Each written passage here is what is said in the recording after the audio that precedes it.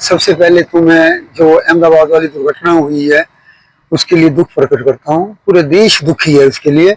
मैं भगवान से प्रार्थना करता हूँ जो भी आत्मा उसके पास पहुंची है उनकी आत्मा को शांति मिले। आज का ये जो प्रदर्शन है ये हमारे स्टूडेंट के हक में है, फेवर में है। क्या सपने दिखा के आई थी ये सरकार बच्चों को, भाई इतनी नौकरियां देंगे, 2 करोड़ नौकरियां देंगे, और बच्चे सड़कों पे रोजगार मांगते फिर रहे हैं।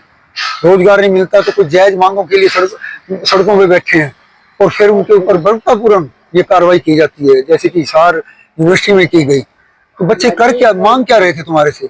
और फिर देखो जो कार्रवाई करने वाले हैं वो सुरक्षा गार्ड है, उसको पावर किसने दी? सरकार को। अब तक तो उनको अरेस्ट कर लेना चाहिए था। वो बाहर कैसे घूम रहे हैं बिना एडमिनिस्ट्रेटर के, बिना डीसी के, बिना एसपी के? उन्होंने लाठी चार्ज किया और फिर वो खुले घूम रहे हैं और सरकार ने कोई कार्रवाई नहीं की। हमारी सबसे पहली मांग है जिसने भी ये लाठी चार्ज करवाया है, जो भी इसमें शामिल है, उनके खिलाफ FIR लॉन्च होनी चाहिए। दूसरा, ये बीएड कॉलेज को बंसीलाल यूनिवर्सिटी में मर्ज करने जा रहे हैं, ये बहुत गलत बात है। गरीब बच्चे कहाँ जाएंगे, उनकी फीस बढ़ जाएगी।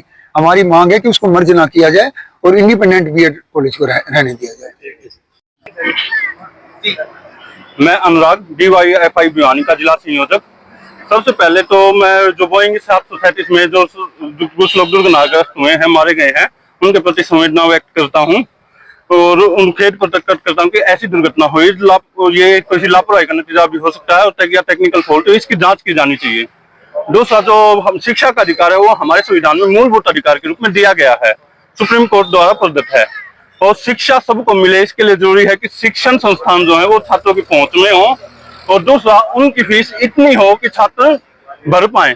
एक तो बीएड कॉलेज पूरे हरियाणा में गवर्नमेंट कॉलेज 2 ही है, नारनौल और भिवानी, और इसमें भी भिवानी को अगर मर्ज कर दिया जाएगा तो इसकी फीस 3-4 गुना बढ़ जाएगी। तो छात्र 3-4 गुना फीस कहाँ से भरेंगे?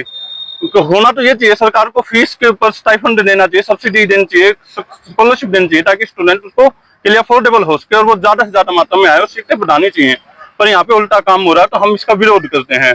दूसरा, जो हरियाणा एग्रीकल्चर यूनिवर्सिटी में छात्रों के ऊपर की मांगों के ऊपर उनके ऊपर अत्याचार हुआ, तो मैं कहना चाहूंगा कि जो शोध है, शोध में भारत बहुत पीछे है। तो भारत में कई बार रिपोर्ट आती रहती है कि शोध को बढ़ाया जाए, तो शोध किसी DRDO जैसी संस्थाओं में बढ़ने में ही नहीं होता है, यूनिवर्सिटी लेवल पर भी होता है और इनका एक शोध होता है, वो आगे भविष्य के लिए मार्ग प्रशस्त करता है।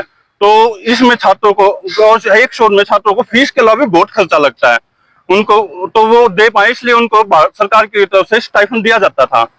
तो ये जो स्टाइफंड है ये कम करने का काम किया जाता है। छात्रों की जब मांग की तो उनके ऊपर तानाशाही तरीके से उनके ऊपर चोट की गई है। ये भारत में जो तानाशाही तरीके से आंदोलन को दबाने का परिपाटी तैयार हो रही है, ये उसी का एक उदाहरण है। तो हम इस पर जो विरोध करते हैं और हम मांग करते हैं कि जो VC रजिस्ट्रार और जो भी इसमें इन्वॉल्व हैं उनके ऊपर कार्रवाई हो, उनके ऊपर मुकदमे दर्ज हो।